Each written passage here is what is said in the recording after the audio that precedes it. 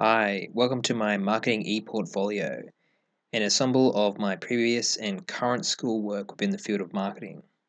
This ePortfolio reveals both my skills and capacity to adapt to any task required within marketing as both an individual and as a contributor in a team. My name is Jarrad Timmings, and I'm a budding marketing strategist, graduating from Swinburne University, Melbourne this year, 2019.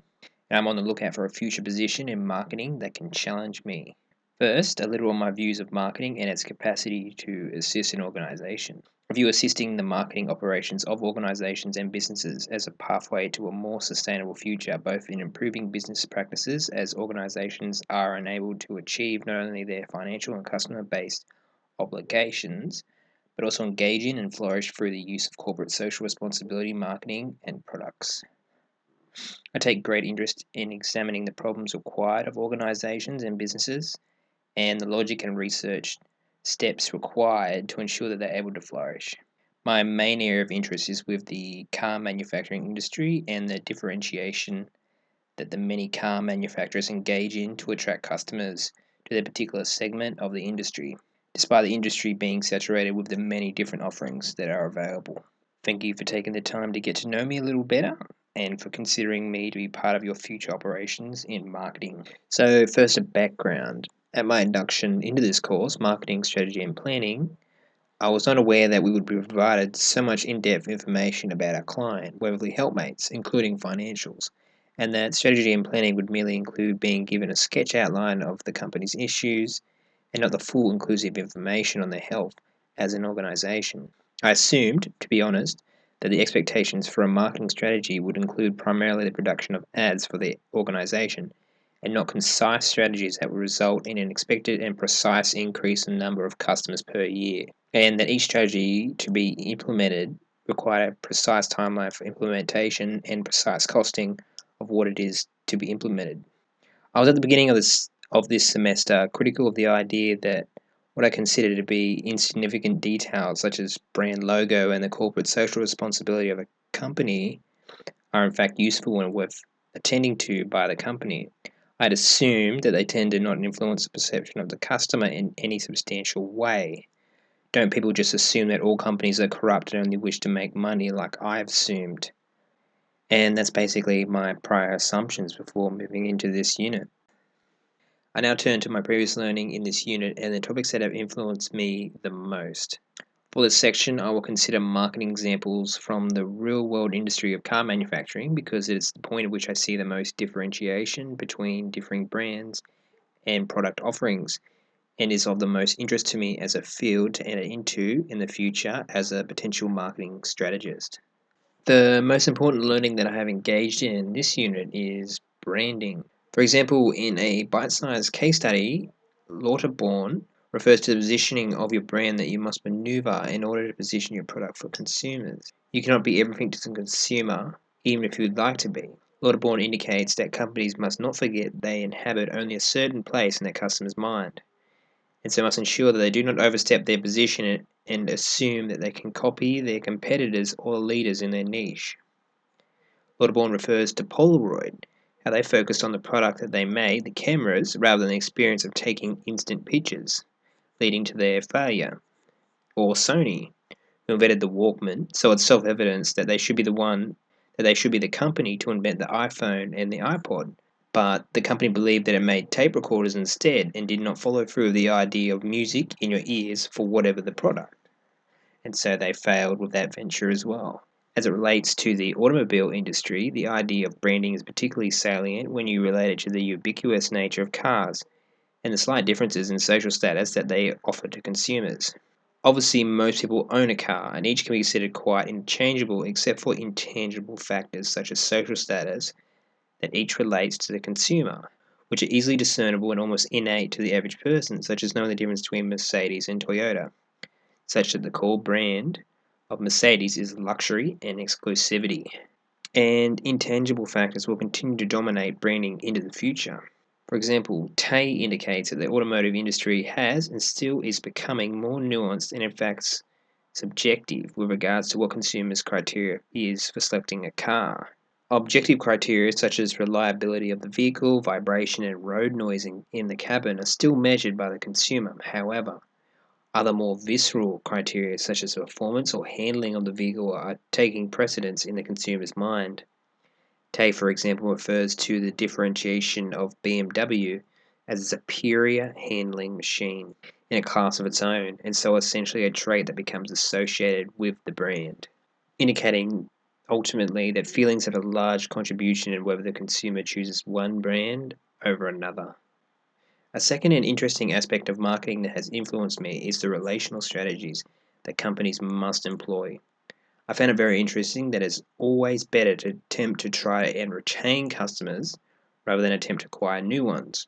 Thus, a major consideration for resource allocation should be ensuring that customers are indeed content with the company through customer relationship management.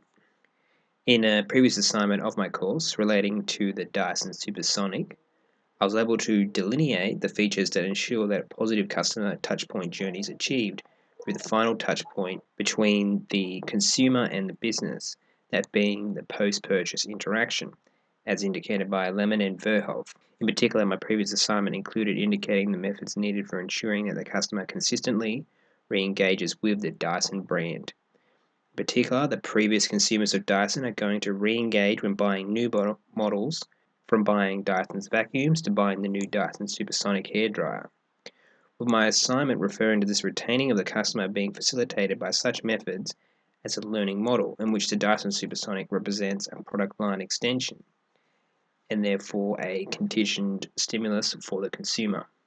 As in, the consumer is aware of their past experience with the brand and its high performance, and therefore are likely to assume the same or superior performance for the next product that Dyson produces, that being their new hairdryer. Interesting evidence for the relevance of maintaining customers comes from the social interactions consumers have after evaluating the service of a business. Cvent.com indicates that consumer retention is an organization's goal. Cvent.com indicates that customer retention as an organization's goal is absolutely essential, considering the finding that the majority of customers that are dissatisfied with the company will tell at least 9 other individuals of their experience. Conversely, should the company provide a service leaving the customer satisfied, then they will tell at least 5 or 6 others of their positive experience. Cvent.com indicates that the reward of this is that just increasing loyalty and customer retention by a mere 5% can increase the profitability of the company by 75%. In relation to my selected area of the automobile industry, PopGenev indicates that the car industry has unique problems to be overcome. The replacement cycle of the industry has an average of 3 to 5 years for new cars, or even longer than that, so that ensuring that there is customer retention is paramount.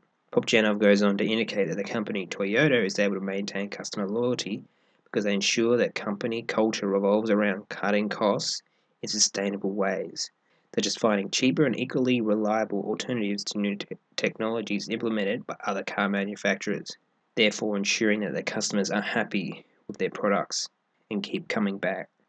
A third key topic of the unit that has enhanced my learning is product and service marketing strategies.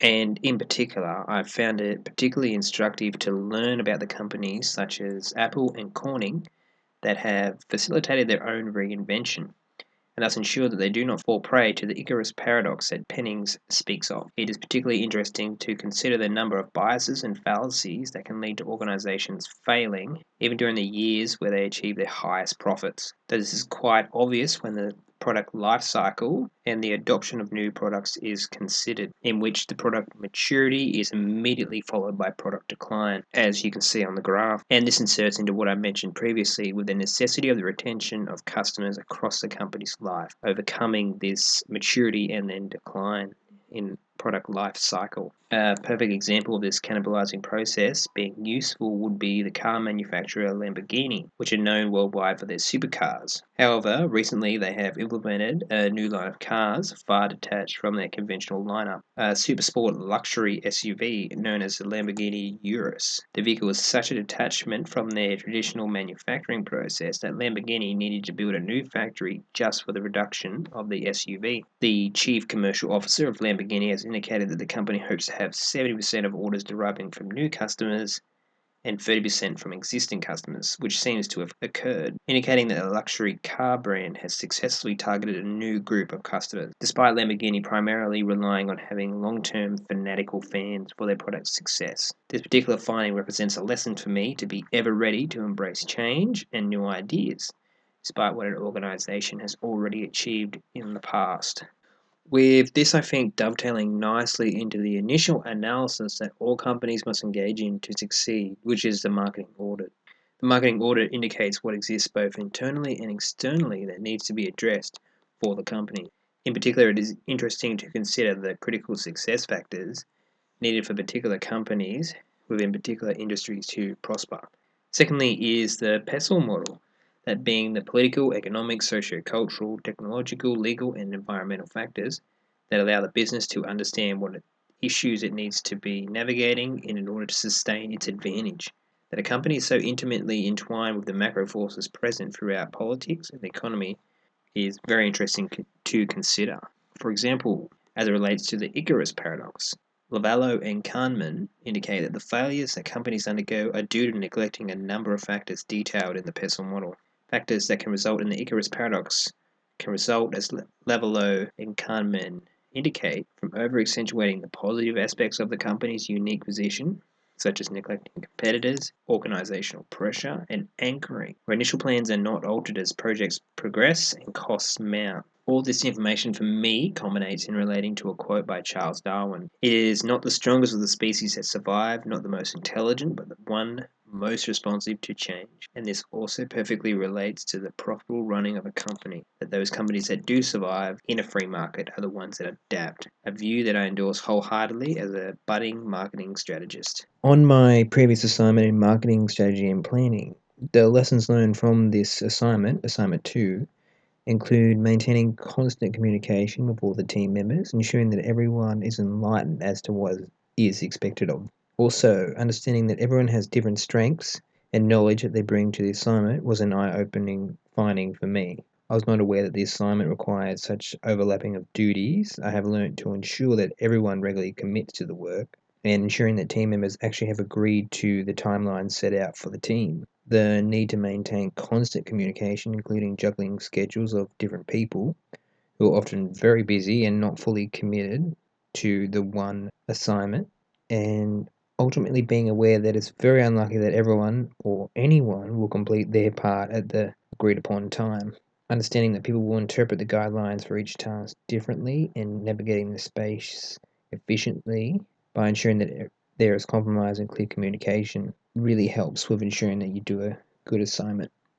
For example, from the feedback that we received from our tutor for our marketing plan report assignment, it is clear that we failed in a number of key areas of implementation, as detailed by Westford and Abraham. In particular, the authors note that people cannot implement a marketing idea that they are not aware of. For example, my fellow members and I did not make it explicit to each other the marketing strategy we were working on, and further, each marketing strategy was completed in isolation of others. Therefore, we couldn't critique each other and improve the strategies we each had produced, such as the time required for implementation of each of the strategies, which was a big factor that we missed. And to wrap up, from all these lessons I've learned, I can offer prospective employers my skills of working in a team and being able to reconcile different viewpoints, different skills, and different personalities. In my recent participation in a marketing team for a small organisation, Waverley Helpmates, has given me the incentive to be part of further ventures that make a difference in people's lives via improving the capacity of the organisation or the business itself.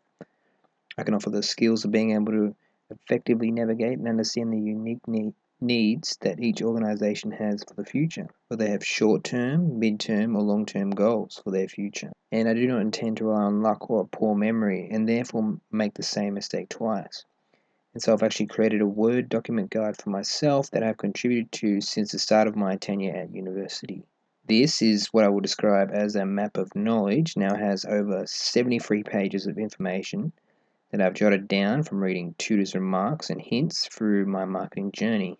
So I am very committed to getting things right. From the beginning to the present, this unit of marketing strategy and planning, I've learned some critical lessons such as becoming aware of the need to be a proactive member of a team, Most relevant of all, the need to create a team in the first place to ensure that a goal is achieved. Without a team, less options and strategies are bound to be considered, as you're often myopic in your ideas without the assistance of others. I've also become aware in my recent effort with the marketing plan report and presentation to be as specific as possible with details for your client. Leave nothing to the potential for reinterpretation or misinterpretation for your intended audience. And that means researching as much as possible for a report for your client. Thanks for listening. Hope you consider me in the future.